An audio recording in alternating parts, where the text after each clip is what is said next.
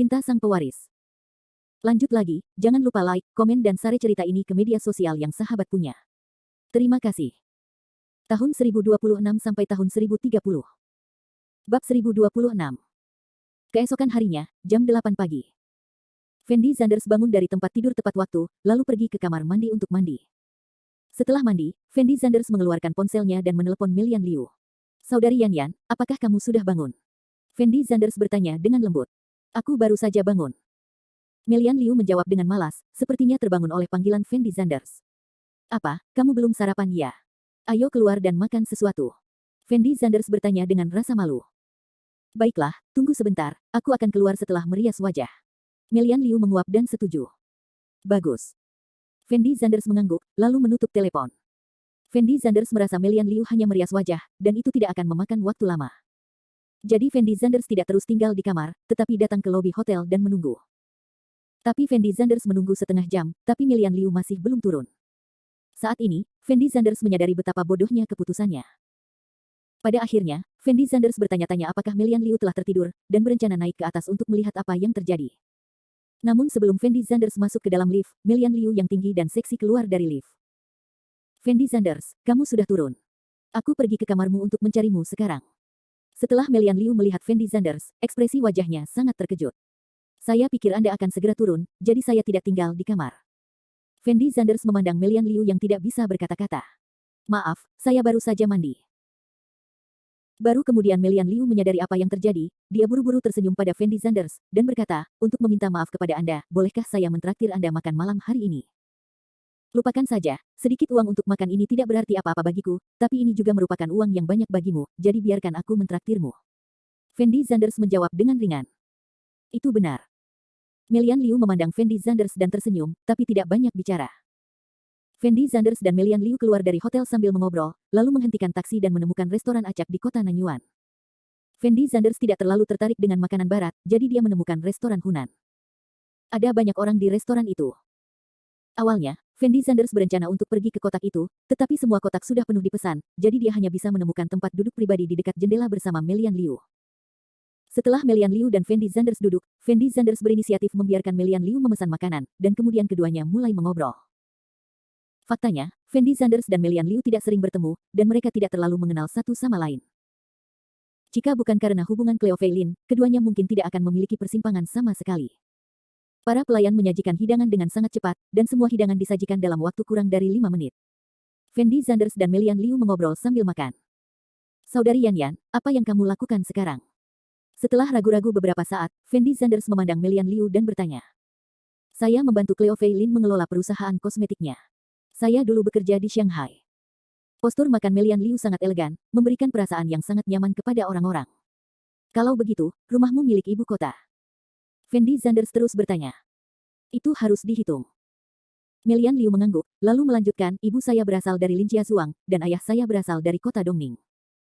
Ketika saya masih sangat muda, ayah saya pergi ke Shanghai untuk bekerja keras, dan sekarang dia juga mendirikan sebuah perusahaan. Perusahaannya tidak besar, tapi keuntungannya lumayan, karena orang tua saya sibuk dengan bisnis perusahaan ketika saya masih muda, jadi saya tinggal di Linjia Zhuang, lalu saya pergi ke Shanghai. Sister Yan Yan, kamu baru saja mengatakan bahwa ayahmu berasal dari kota Dongning. Fendi Zanders bertanya pada Melian Liu dengan heran. Ya, ada apa? Melian Liu mengedipkan matanya dan bertanya balik. Bukan apa-apa, kampung halamanku sebenarnya di kota Dongning. Jawab Fendi Zanders lembut. Kampung halaman Melian Liu adalah kota Dongning, dan nama belakang Melian Liu adalah Liu, jadi reaksi Fendi Zanders sangat kuat. Dia samar-samar merasa bahwa Melian Liu mungkin ada hubungannya dengan keluarga Liu di kota Dongning. Kampung halamanmu juga kota Dongning. Melian Liu berteriak kaget, lalu melanjutkan, kalau begitu kita berdua sudah ditakdirkan, tapi aku belum pernah ke kota Dongning, karena ayahku pergi dari sana setelah aku lahir, dan tidak pernah kembali. Saudari Yan Yan, apakah kamu kenal Liu Ruhu? Setelah Fendi Zanders berpikir sejenak, dia bertanya dengan suara rendah. Saya tidak begitu mengenal satu sama lain, tetapi saya mendengar dari ayah saya bahwa Liu Ruhu adalah kakak laki-laki kakek saya. Secara logika, saya harus memanggilnya paman, jawab Melian Liu dengan santai. Dahi. Setelah Fendi Zanders mendengar kata-kata Melian Liu, dia langsung tercengang. Karena ternyata tebakannya tidak salah, Melian Liu sebenarnya ada hubungannya dengan keluarga Liu di kota Dongning. Untungnya bagi Fendi Zanders, ayah Melian Liu sepertinya sudah lama kehilangan kontak dengan keluarga Liu. Jika ayah Melian Liu selama ini berada di keluarga Liu, mustahil Melian Liu tidak mengetahui bahwa peristiwa besar seperti itu terjadi di keluarga Liu. Tapi bagaimanapun juga, Fendi Zanders merasa karena keluarga Liu memiliki hubungan dengan Melian Liu, dia tidak bisa melakukan hal yang terlalu buruk demi Melian Liu. Fendi Zanders, kamu juga kenal keluarga Liu? Melian Liu bertanya pada Fendi Zanders dengan lembut. Aku tidak mengenalmu. Fendi Zanders menggelengkan kepalanya dengan ringan, dan kemudian berinisiatif untuk memberitahu Melian Liu tentang Xiao Jun. Melian Liu terkejut setelah mengetahui apa yang telah dilakukan keluarga Liu, dan ekspresi wajahnya sangat marah. Dia tidak bisa menahan diri untuk tidak berbisik, aku tidak menyangka Xiuna menjadi seperti ini sekarang. Aku bertemu dengannya beberapa kali ketika aku masih muda. Saudari Yan Yan, Xiao Jun adalah teman baikku. Aku berinisiatif untuk memberitahumu tentang hal ini, hanya untuk menanyakan apakah kamu punya pendapat jika aku berurusan dengan keluarga Liu.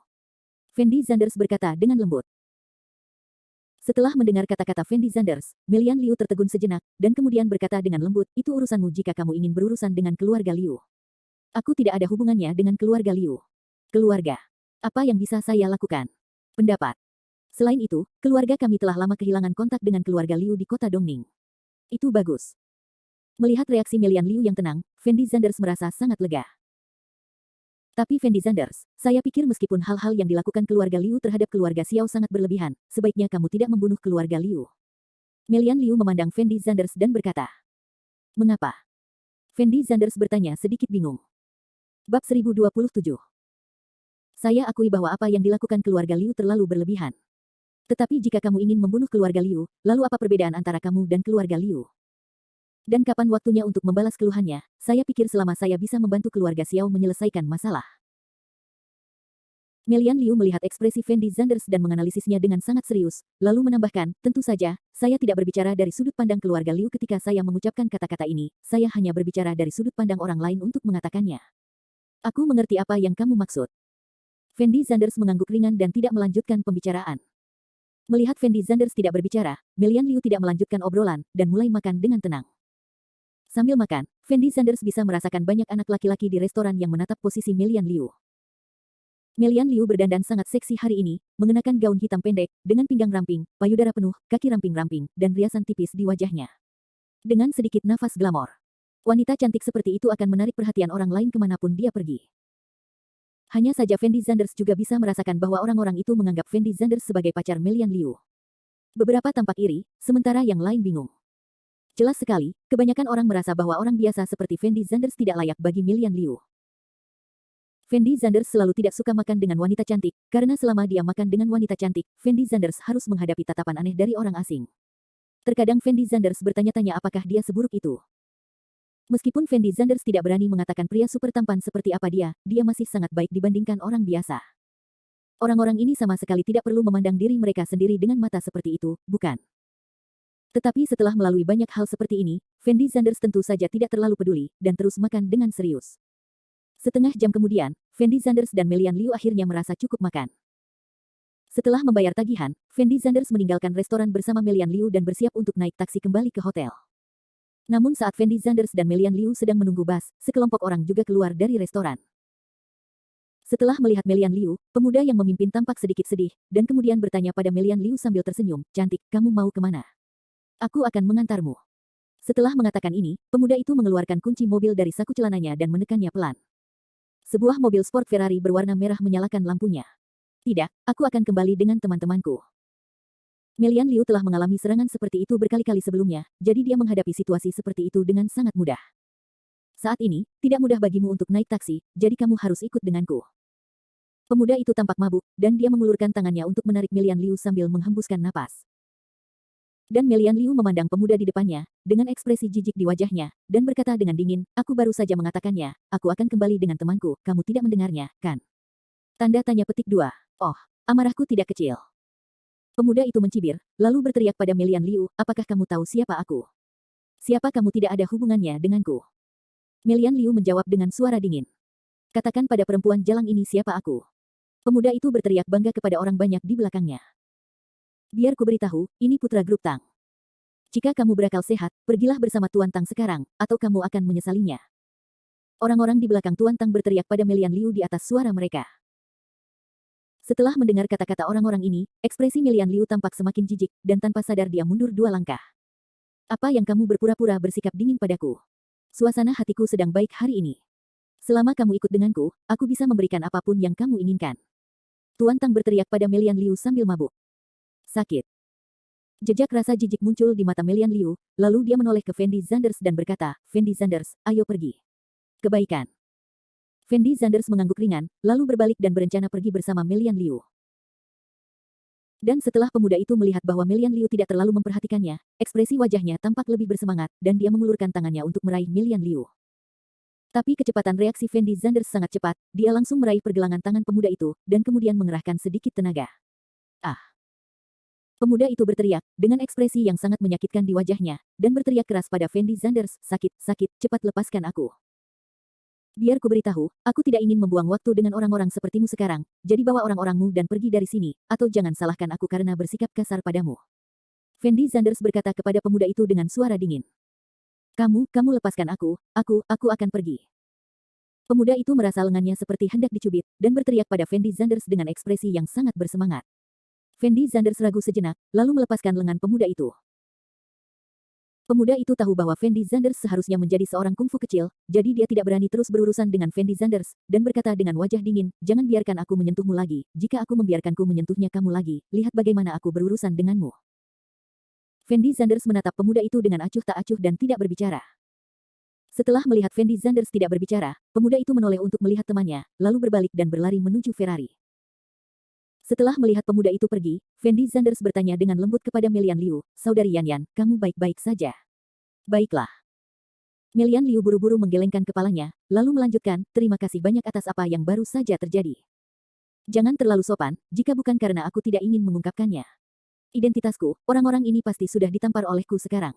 Kata Fendi Zanders ringan.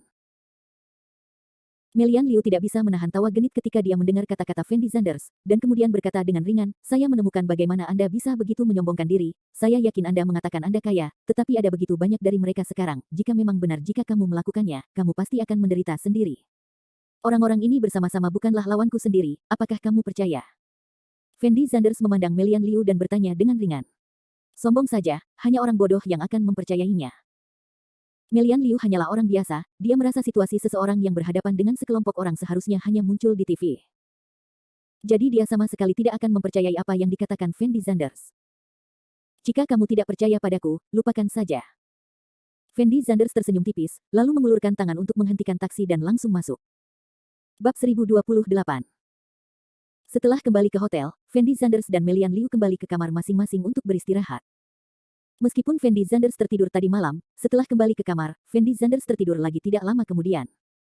Pada pukul 3 sore, Fendi Zanders mengirim Melian Liu ke bandara. Karena Cleo Fei Lin mungkin tidak akan kembali dalam waktu singkat. Jadi Melian Liu tinggal di sini sendirian, dan tidak ada yang bisa dilakukan, Fendi Zanders berpikir akan lebih baik Melian Liu kembali dulu. Setelah Melian Liu naik pesawat, Fendi Zanders berjalan ke hotel sendirian. Berjalan di kota yang benar-benar aneh ini, Fendi Zanders merasa segalanya begitu segar dan aneh. Fendi Zanders merasa seolah-olah baru pertama kali menemukan perasaan datang ke kota Jiangcheng, tetapi Fendi Zanders tidak punya apa-apa saat itu. Namun kini Fendi Zanders memiliki apa yang dikejar orang biasa seumur hidup, namun sulit didapat. Kekayaan, kekuasaan, status. Orang biasa bekerja keras seumur hidup, bukan hanya untuk beberapa hal ini. Namun, Fendi Zanders sekarang memiliki segalanya, tetapi Fendi Zanders merasa bahwa dirinya saat ini bahkan tidak percaya diri seperti sebelumnya. Ketika dia tidak memiliki apa-apa sebelumnya, Fendi Zanders merasa hidupnya telah jatuh ke dasar, tidak peduli seberapa buruknya. Jadi pada saat itu, Fendi Zanders tidak memiliki rasa takut, tetapi sekarang Fendi Zanders mungkin telah kehilangan keberanian untuk memulai dari awal lagi, karena dia tahu bahwa jika dia salah langkah, dia mungkin akan jatuh ke dalam jurang. Jingle bell. Saat Fendi Zanders hendak berjalan ke hotel, ponselnya tiba-tiba berdering. Fendi Zanders segera mengeluarkan ponselnya, menyambungkan panggilan, dan berkata dengan lembut, Tuan Fang, apakah Anda sudah menyelesaikan semuanya? Tuan Zanders, sebaiknya Anda berhenti memanggil saya Tuan Fang, saya tidak terbiasa. Fang Zihua berkata sambil tersenyum. Bukankah begitu orang lain memanggilmu? Kamu terbiasa jika orang lain memanggilmu Tuan Fang, tapi kamu tidak terbiasa jika aku memanggilmu Tuan Fang. Fendi Zanders berkata dengan ringan. Mereka adalah mereka, kamu adalah kamu. Oke, mari kita bicara tentang bisnisnya dulu, apa yang aku minta kamu lakukan? Fendi Zanders bertanya. Aku ada masalah dengan pindahan sekolah. Kata Fang Zihua dengan suara rendah. Apa masalahnya? Fendi Zanders awalnya mengira bahwa pindah sekolah adalah masalah yang sangat sederhana, namun dia tidak menyangka masalah ini akan menemui masalah. Tuan Zanders, jika Anda ingin pindah sekolah, mungkin perlu waktu lama untuk menyelesaikan prosedurnya. Paling cepat 3 atau 4 bulan. Saya rasa kali ini agak lama, jadi saya mendiskusikannya dengan kepala sekolah. Universitas Jiangcheng. Sebentar lagi, aku punya kuota pertukaran pelajar untukmu. Fang Zihua berkata perlahan. Pertukaran siswa. Fendi Zanders terkejut ketika mendengar kalimat ini. Itu benar. Fang Zihua mengangguk ringan, dan kemudian melanjutkan, Tuan Zanders, Anda masih mahasiswa Universitas Jiangcheng, tetapi Anda dapat pergi ke Universitas Nanyuan untuk mengambil kelas atas nama siswa pertukaran, dan kali ini juga sangat gratis, apa yang kamu inginkan. Pergilah kapanpun kamu mau, dan sertifikat kelulusan yang kamu dapatkan pada akhirnya juga dari Universitas Jiangcheng, jadi itu tidak akan mempengaruhimu sama sekali. Apakah masih mungkin? Setelah Fendi Zanders mendengar kata-kata Fang Zihua, dia berkata dengan nada terkejut. Hehe, tentu saja, di dunia ini tidak ada sesuatu pun yang tidak bisa diselesaikan dengan uang. Jika Anda benar-benar menemui sesuatu yang tidak dapat diselesaikan, itu mungkin karena Anda tidak mengeluarkan cukup uang. Fang Zihua berkata sambil tersenyum. Masuk akal. Fendi Zanders mengangguk, lalu melanjutkan bertanya, lalu kapan saya bisa melapor ke Universitas Nanyuan?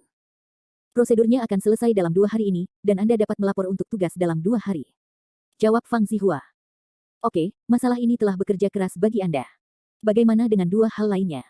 Fendi Zanders kemudian bertanya. Saya sudah melakukan 2 hal lainnya. Saya baru saja menelepon manajer umum Emgrand Group cabang Nanyuan. Dia sudah membuka sebuah kotak di hotel. Anda dapat bertemu dan berbicara dengannya tentang sisanya. Fang Zihua berkata perlahan. Oke, kalau begitu kirimkan aku lokasi hotelnya, dan aku akan mencarinya sebentar lagi. Fendi Zanders tahu bahwa Emgrand Group sebenarnya memiliki banyak kesamaan dengan Rockefeller. Ini mungkin karena Rockefeller dan Emgrand Group didirikan oleh Li Xiuqian. Emgrand Group memiliki cabang di seluruh negeri. Orang yang berbeda bertanggung jawab atas bidang yang berbeda dan tidak saling mengganggu, tetapi mereka dapat bekerja sama, dan orang-orang ini akan berada di bawah manajemen terpadu Fang Zihua. Dapat dikatakan bahwa di seluruh Emgrand Group, Fang Zihua adalah orang yang berdiri di puncak piramida, dan Fendi Zanders adalah pemilik piramida tersebut. Rockefeller juga memiliki model manajemen yang sama, hanya saja orang-orang Rockefeller ingin menyembunyikan identitasnya, sedangkan Emgrand Group bisa tampil dalam kehidupan sekuler. Keuntungan dari model manajemen Rockefeller adalah jika ada masalah, orang-orang di atas Rockefeller tidak akan terlibat sama sekali, sehingga Rockefeller menjalankan beberapa bisnis gelap di seluruh dunia, bahkan melibatkan senjata. Adapun Emgrand Group, mereka hanya dapat melakukan beberapa bisnis formal, paling banyak mereka hanya berhubungan dengan bisnis dunia bawah. Jika ada yang tidak beres dengan Emgrand Group, baik Fendi Zanders maupun Fang Zihua akan memiliki pengaruh yang besar. Ngomong-ngomong, Tuan Zanders, jika Anda menemui masalah apapun di kota Nanyuan di masa mendatang, Anda dapat langsung menghubungi manajer umum kota Nanyuan, dan dia akan membantu Anda mengatasinya. Saat ini, Fang Zihua menambahkan kalimat lain. Apakah kamu akan mengabaikanku? Fendi Zanders bertanya sambil tersenyum. Anda dapat langsung memerintahkan saya untuk melakukan sesuatu di Jiangcheng, tetapi Anda dapat menemuinya untuk melakukan sesuatu di kota Nanyuan. Lagi pula, dia lebih memahami situasi di kota Nanyuan daripada saya, dan bahkan jika Anda meminta saya untuk membantu Anda aku akhirnya harus menghubunginya. Fang Zihua menjelaskan dengan lembut.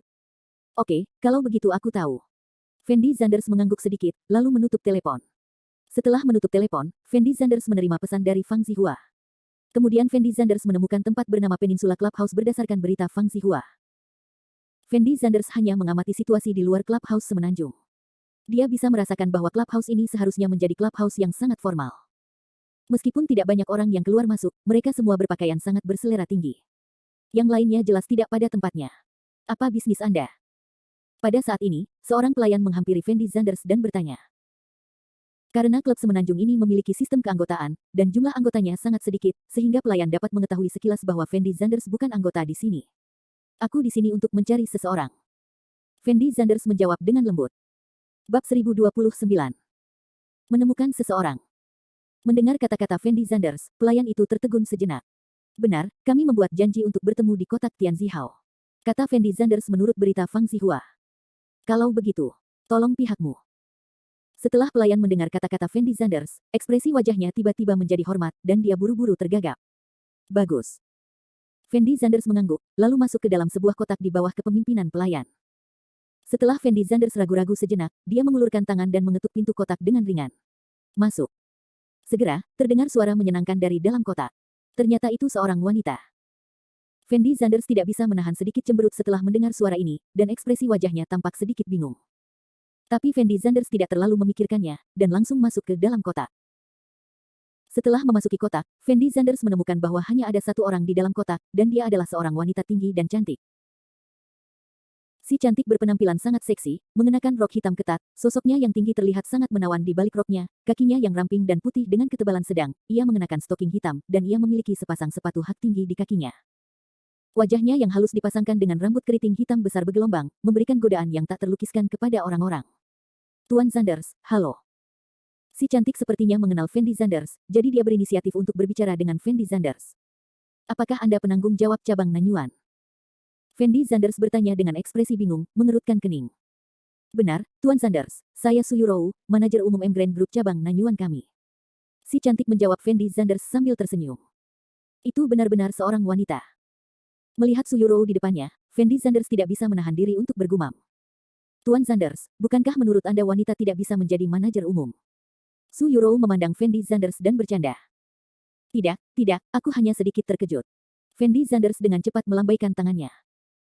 Tuan Zanders, saya benar-benar minta maaf karena telah meminta Anda untuk datang kepada saya ketika kita pertama kali bertemu. Su Yurou berkata dengan lembut kepada Fendi Zanders. Tidak ada yang perlu dipermalukan, jangan terlalu tertutup padaku. Fendi Zanders tersenyum dengan ekspresi hangat, dan menjawab dengan ringan. Selama Anda tidak keberatan, Tuan Zanders, Tuan Fang harus memberitahu Anda semua tentang situasinya, bukan? Anda dapat menghubungi saya jika ada urusan di kota Nanyuan di masa depan, dan saya akan melakukan yang terbaik. Su Yurou memandang Fendi Zanders dan melanjutkan. Bagus.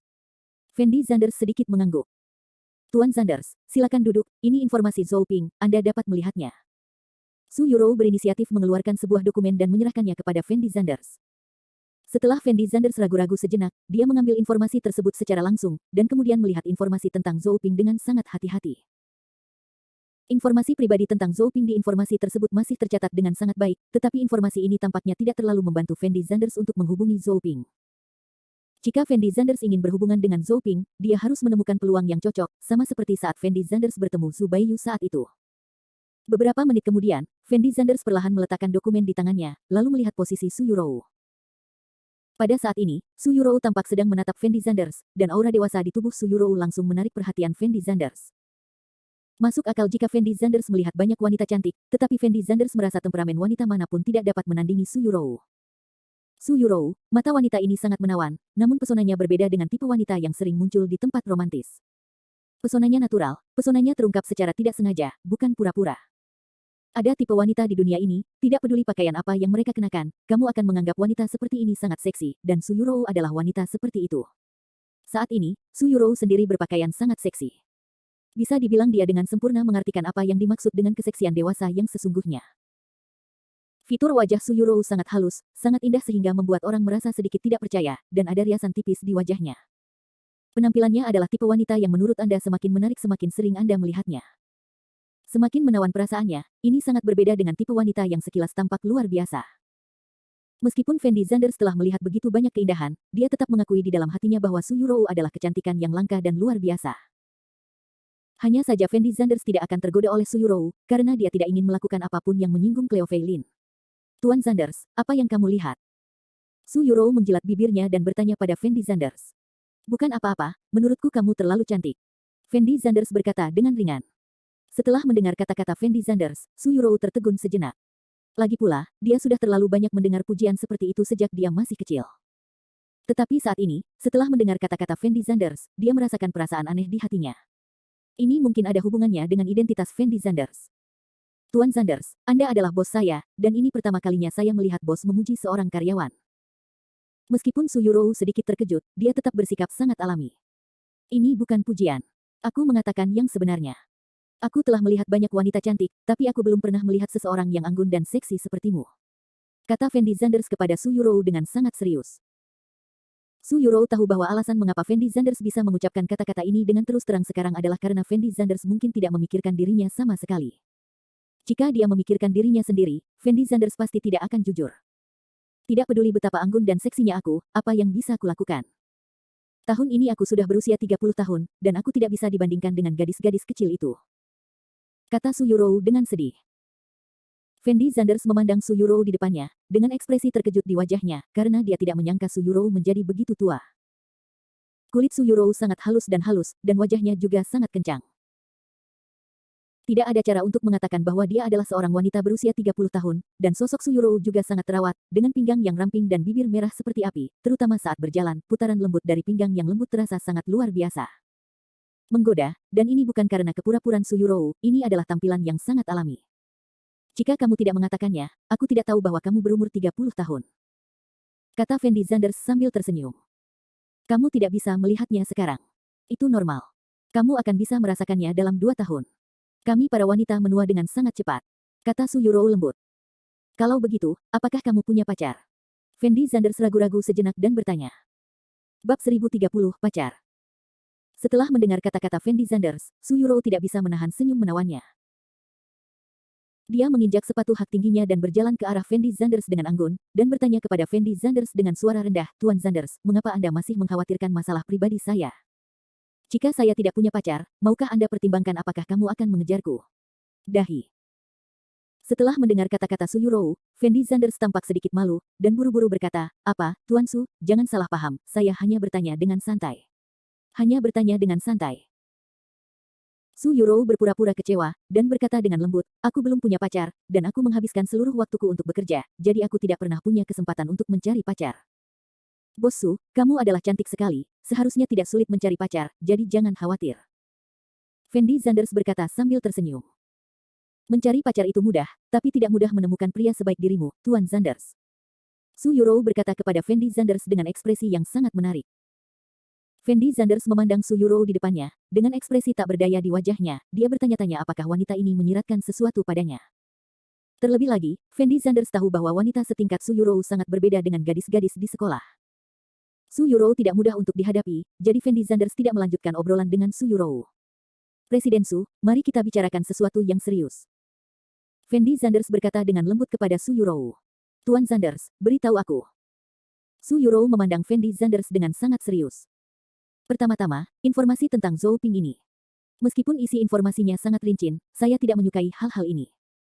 Saya perlu menemukan pegangan pada Zhou Ping, dan kemudian mengendalikan orang ini, jadi fokus Anda pekerjaan selanjutnya adalah apakah Anda mengerti apa yang saya maksud dengan menyelidiki Zhou Ping. Fendi Zanders berkata pada Su Yurou dengan nada serius. Meski Fendi Zanders dan Su Yurou berbicara seperti teman biasa, namun kini nada bicara Fendi Zanders adalah nada atasan ke bawahan.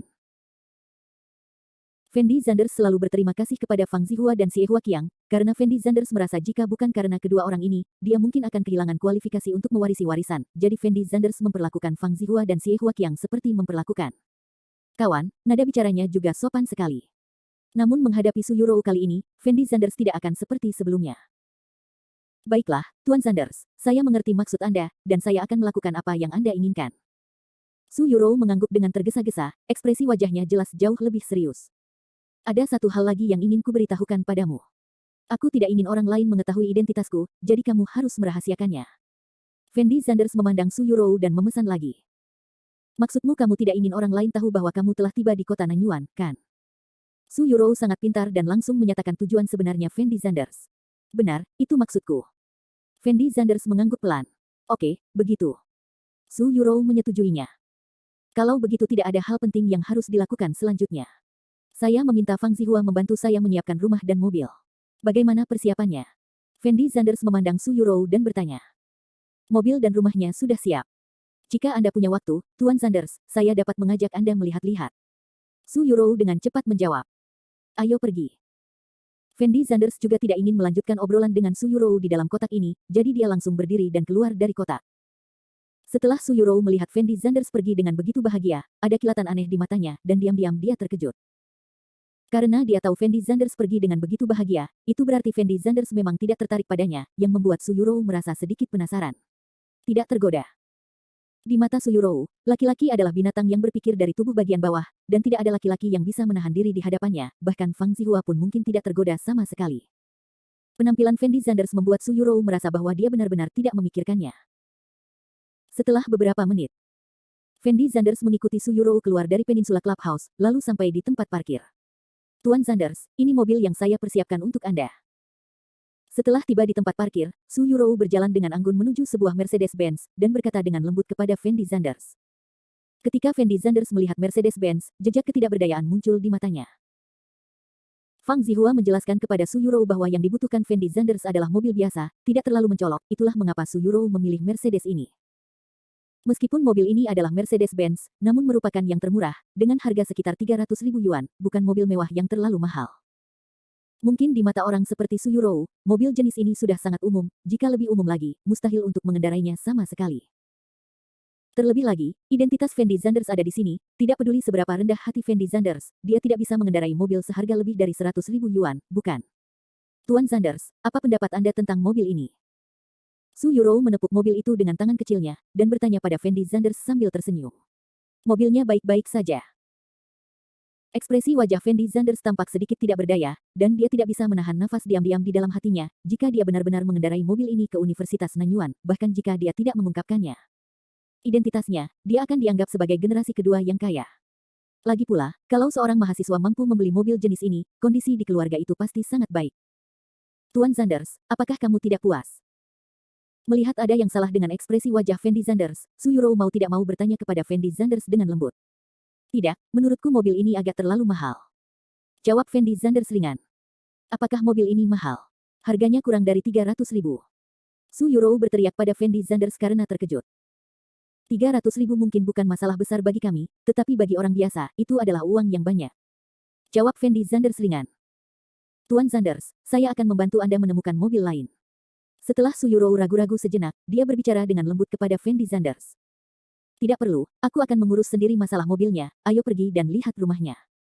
Fendi Zanders menjawab dengan ringan. Oke. Su Yurou buru-buru mengangguk, lalu mengeluarkan kunci mobil dan membuka pintu. Fendi Zanders juga tidak sopan, dan langsung memilih duduk di kursi kopilot, sementara Su Yurou duduk di kursi pengemudi dengan sangat bijaksana dan berinisiatif untuk mengemudi.